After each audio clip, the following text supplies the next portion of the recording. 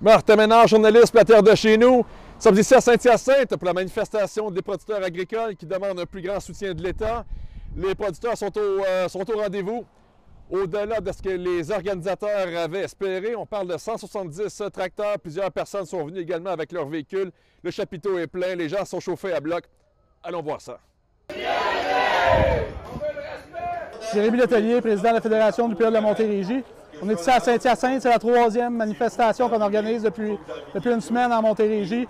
Ça a répondu au-delà des attentes parce que le mouvement vient de la base, le mouvement est organique, parce que les producteurs à la base comprennent qu'il ne se passe rien avec le gouvernement actuellement pour faire quelque chose.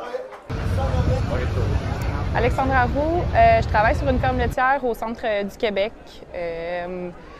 J'ai toujours voulu avoir une ferme à moi, que ce soit laitier, bœuf ou peu importe, tout ce qui est là-dedans, moi, m'intéresse énormément. Mais c'est pas vraiment possible pour mon futur de n'avoir pour financièrement ou quoi que ce soit. C'est pas accessible? Non, effectivement, même si je voudrais, sérieux, ça serait un miracle d'en avoir une. Salut, je m'appelle Justin Tremblay de la ferme des Tremblay à Saint-Hyacinthe.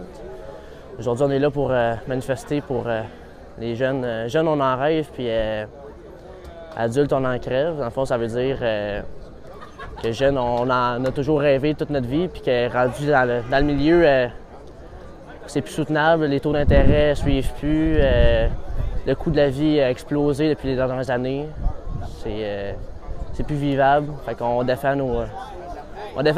l'agriculture du Québec pour qu'on ait de la relève plus tard et de l'agriculture encore au Québec. Salut, moi c'est Maggie Benoît. On vient de Saint-Valérien, puis on est plusieurs producteurs de la Montérégie qui se sont retrouvés à Saint-Hyacinthe pour venir manifester. Oui, bien de voir autant de gens, puis c'est beaucoup des jeunes de la relève qu'on peut voir, là, fait qu'on voit que c'est vraiment à ce niveau-là qu'il faut qu'on préserve la relève agricole parce que c'est eux qui les agriculteurs de demain. Là. On voit que là, il y a vraiment des inquiétudes par rapport à la relève.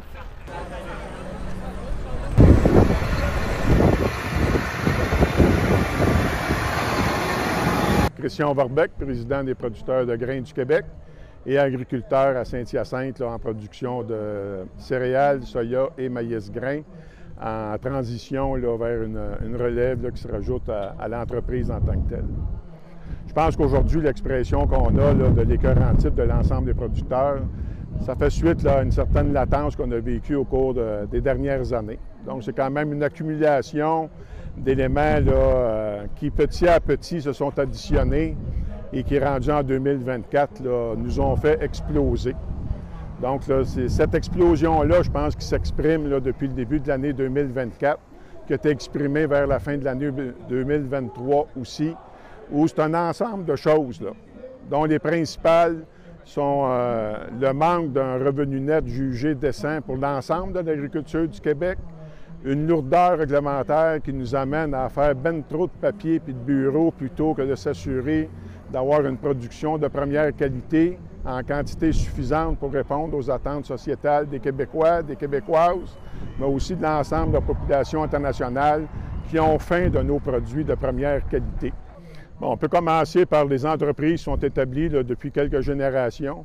Et à force de se faire imposer des exigences supplémentaires d'année en année, bien, ça l'a mis à mal leur rentabilité, ça l'a mis à mal leur joie de travailler pour l'ensemble de la collectivité en produisant des produits agricoles de première qualité.